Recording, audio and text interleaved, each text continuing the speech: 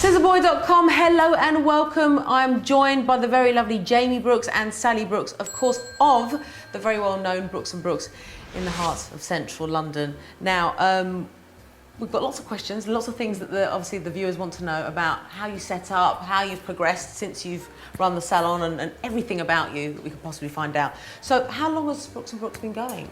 Okay, Brooks & Brooks tomorrow will be 9 years old. Yeah. We made it! Yeah. Yes, 9 candles on the cake. Yeah, we opened in November 2001. So I think that's why we have such a varied team, is we try and bring in people that they want something different to what the team wants that we have. So we then get positive competitiveness instead of negative competitiveness. Right, yes. And that's a great vibe when you get that in the salon. I mean, I would say we have the most competitive staff that I've ever worked with, right, okay. from a creative point of view, yeah. But it's positive competitiveness. They work very well together as a team. I can imagine they bounce off very well from each other, and they keep each other fresh as well, being different. You have to, yeah. The most important thing is you've got to motivate people and give people what motivates them.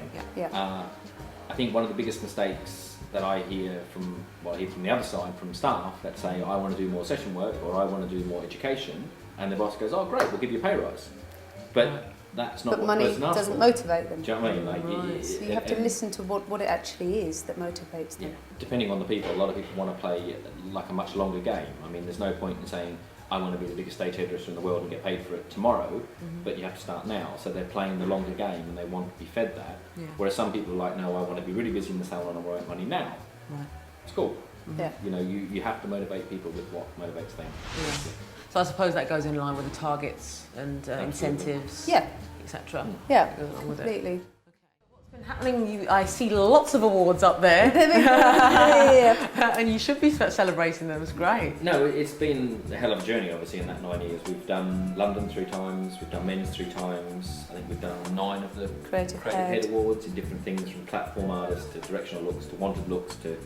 I mean, in the first 2 or 3 years, we basically entered anything and everything we possibly could, and we put heart and soul into it. And that obviously really paid off, because then what it did is it attracted us to people who also were motivated by the same things that we were motivated by.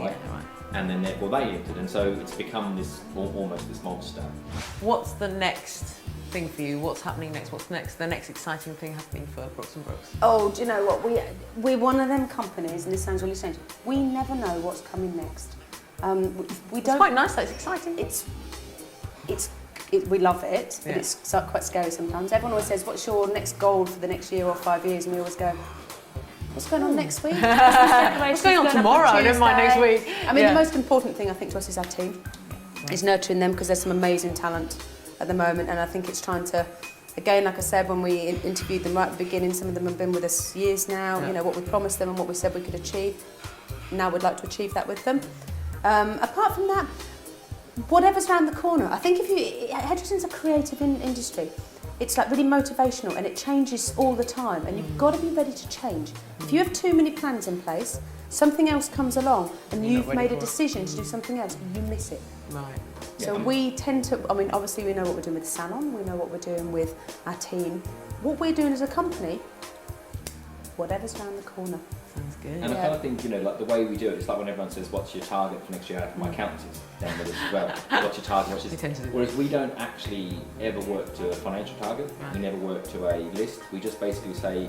Only part of my spend it. Yeah, yeah. I mean, you obviously have to make a certain amount of money to cover the rent, but really, we always just believe that if we do what we do the best, and doors open. Automatically comes. And we say that to our team as well, don't ever chase money.